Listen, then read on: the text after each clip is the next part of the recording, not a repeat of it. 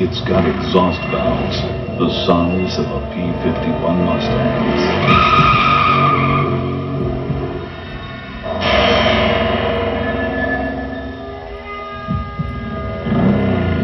Its displacement per cylinder is greater than a 426 Hemis.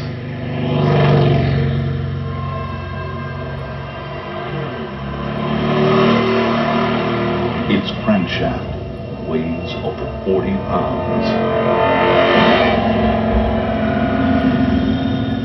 And it makes more torque than Nicky Hayden's Superbike.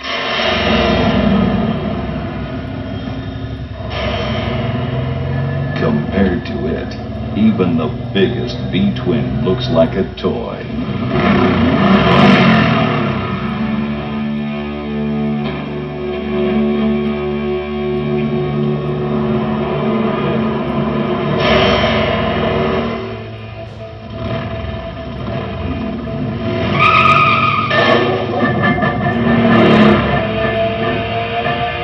Ladies and gentlemen, introducing the all-new 1800cc Honda VTX with the monstrous Vanguard engine.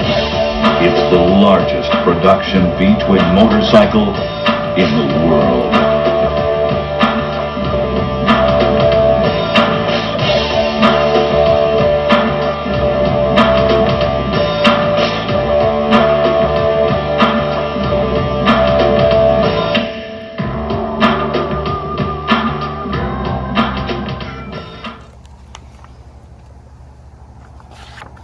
Today's video is of a 2002 VTX 1800 Retro. I bought this bike back in March of 2021 because I used to have a 2007 or 2008 VTX 1300, which was basically the same bike, just a little bit smaller motor.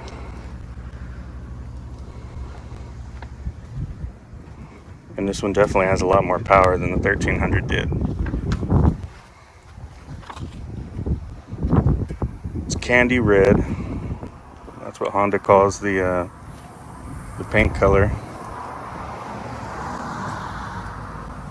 All of the VTX models have a 6-valve, 52-degree liquid-cooled V-twin engine, 1,795 cc's.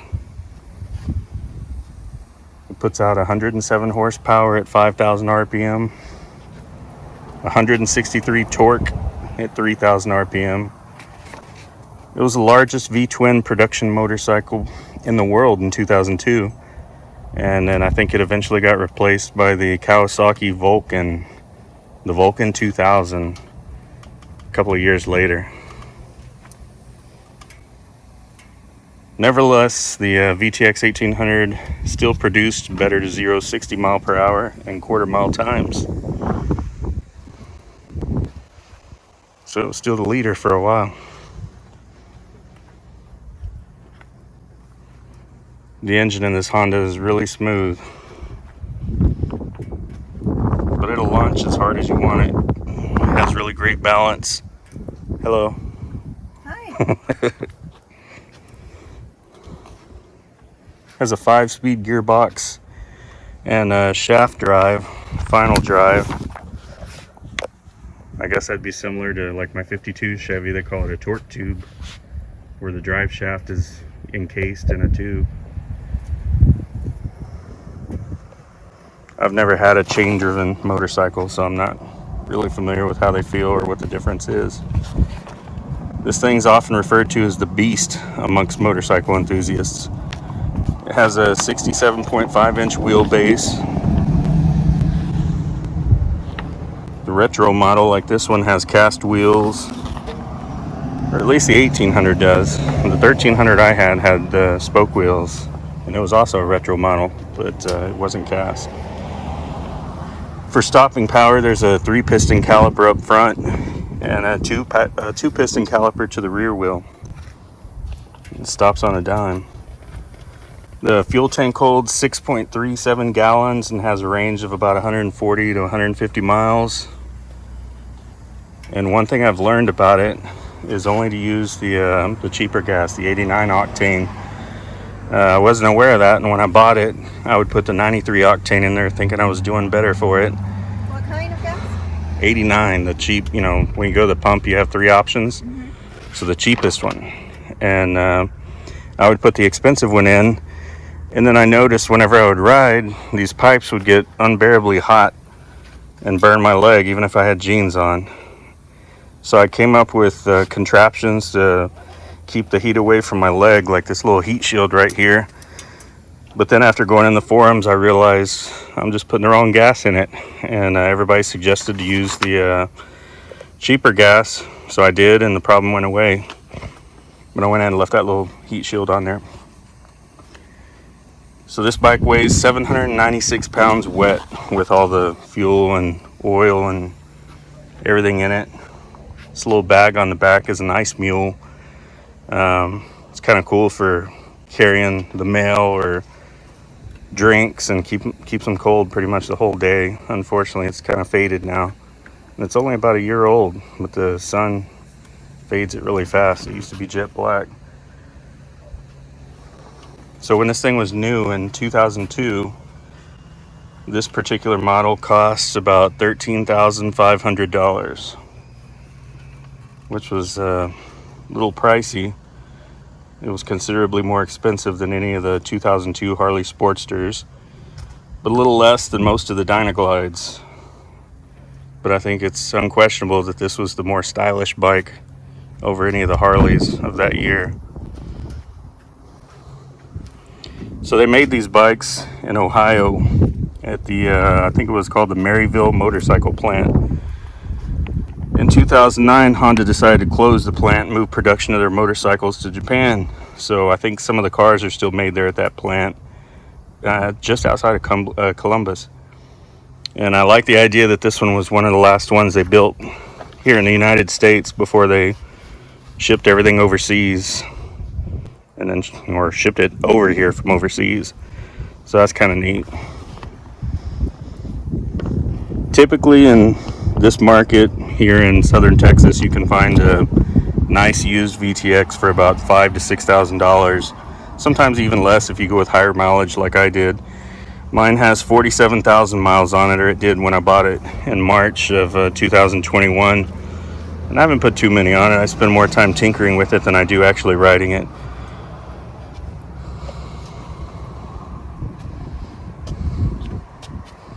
But the previous owner of this bike kept it garage, was meticulous about doing all the maintenance and stuff on it. So the mileage didn't really concern me since it was a Honda. If it was a Harley or something else, then no, I wouldn't have touched it.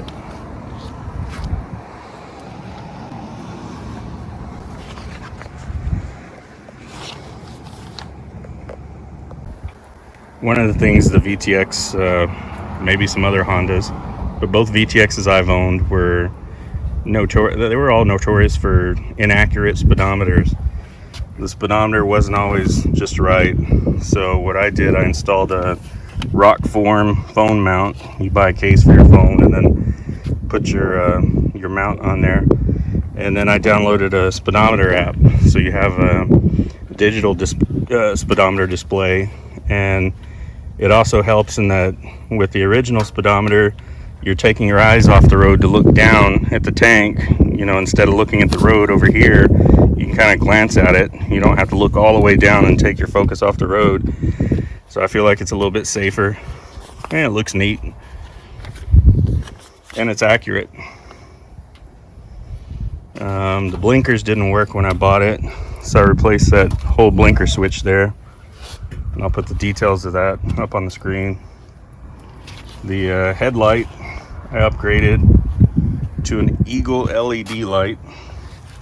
It was a plug-and-play unit, real simple to put on, but unfortunately I had to replace that bezel as well because I dropped it, cracked the original one, but Honda still makes them, so it wasn't too expensive. What is this button right here for? That button is for the fog lights, so you can turn it on or off. I have it set to where when you turn the motorcycle on, all the lights come on, and the fog lights are gonna come on with it. Like if you turn the key down by your leg, turn it forward. Yeah, see it turns all the lights on at the same time. And I usually ride with the high beam on all the time too. It's just safer with all the deer and stuff around here. Most of the chrome parts that I put on this bike are made by Cobra, including the Cobra dragster exhaust pipes that the previous owner had already put on. They're super nice. So one of the first things I did when I got it, of course, was change the oil and filter. So I went with Mobil 1 20W-50 for V-twins and filter number M1-108A. Then I went in and flushed the cooling system with distilled water. I did that 3 times before filling it back up and upgraded to the Honda's new blue coolant. And that was 2.5 quarts. Then I went and changed out the final drive gear oil, and for that I used Lucas 80W-90 synthetic gear oil for that. All the spark plugs were replaced with NGK laser iridium, and I'll put all these details up on the screen. I recently replaced the tires, went with the Metzlers, same size as the original Dunlops that the bike came with. Flushed all the brake fluid. For the rear brakes, I went with the EBC brakes V-Pad. They were highly rated and had really good reviews, and that eliminated a lot of the loud squeal that I had when I would roll it backwards. The thing sounded like an elephant in pain. So once changing those out, I realized that one of the pads had slipped out of its bracket and was scraping on the rotor, making that noise. But for some of the videos I used for doing all this stuff myself, I just went on YouTube, and Partzilla has a great YouTube channel. They've got a ton of videos on how to do all the maintenance on these bikes. I added the Hypercharger Pro X airbox. So when it's running, you'll see those little flaps. You want to start it? You just turn the key forward, it's already in neutral.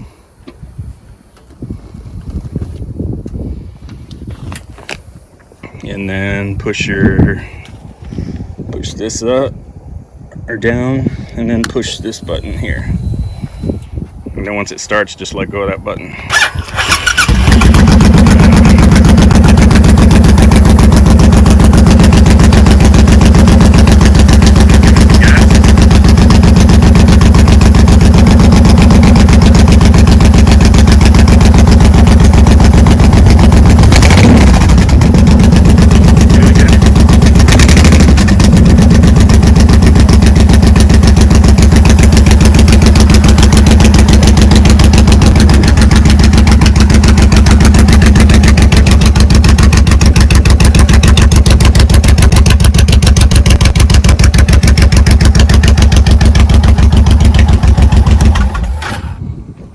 So you'll see the more gas you give it, the wider those little butterfly flaps open up. Cool little thing.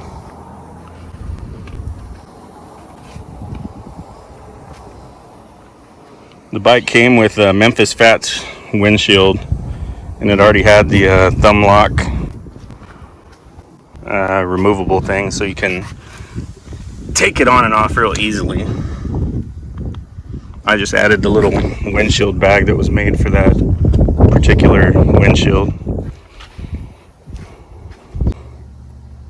So I also added these mirrors. They were, I don't know how to pronounce the brand correctly, but Kuryakin, and it was the ellipse model. They're a pain to adjust though. Keep that in mind if you ever go with them. The stock mirrors are way easier to adjust when you're riding. These you've got to pull over and use a tool to make adjustments. And I also ordered that seat back. I just got that. And that actually helps your back a lot if you're going on a long ride. But the downside is it's hard to get on and off the bike gracefully with that thing there. The handle grips, those were already there when I bought it. I haven't changed that. The cruise control thing I've never tried, seems kind of dangerous, but that was already there as well. It has a DynoJet Commander 3 power box mounted under the seat, and that's for tuning it after the pipes were installed. The previous owner had already put it on there. I'm not sure what it costs, but I'll put the information on the screen for the most current version. They have a version, or a Model 5 now. It also has a generic brake module for flashing the brake lights when you come to a stop or slow down, so you're being safe, don't get rear-ended. The gremlin bell. So the gremlin bell was given to me by a good friend, and I have it mounted right there. So for those of you that don't know about the gremlin bell, the story goes that you attach these bells to your motorcycle close to the ground, which allows them to catch the evil road spirits. This in turn stops the spirits and gremlins from causing mechanical issues on the motorcycle. So the idea of the bell is that it rings so loudly that they let go of your bike as you ride and leave potholes as they hit the asphalt. And then others will tell you they're guardians or angels that protect you while you ride, but it never hurts to have a little more good luck on your side. One of the things I didn't know though, I found these rules for the gremlin bell. Rule number 1, never buy your own bell. Well, I didn't do that. My friend bought it for me. Rule number 2, never hang your own bell. Well, I hung my own bell, so maybe it doesn't work. Rule number 3, never leave your bell behind. So if you sell your motorcycle, you're supposed to take it. This one had one on there that the previous owner left, and I took his off and installed my own. Rule number 4, attach it to the lowest part of the frame. I did that. Rule number 5, a stolen bell loses its powers. A motorcycle bell is all about good intentions. So stolen together with the bike, it will lose its powers and gremlins will run free. The thief won't stand a chance, supposedly. Rule number 6, the bell should be occasionally cleaned and polished. Every time the bike is cleaned, the bell should be polished. Haven't done that, but it still looks new, so probably because I don't ride as much as I should. So in one of the future videos, I'm gonna show the installation of the saddlebags that my wife bought me for Christmas or birthday. Christmas? I think it was Christmas, right? Or was it birthday? Actually it was Father's Day. Father's Day, that's right. Yeah, so she got me some awesome Viking saddlebags. I don't know if they'd be considered soft or hard. They're kind of hard, but they're also soft. I'd say they're hard ones, but I think technically they call them soft bags. So we'll put those on in a future video. And that's it. That's the 2002 VTX 1800 Retro. So I think we're gonna spend some time cleaning it up now.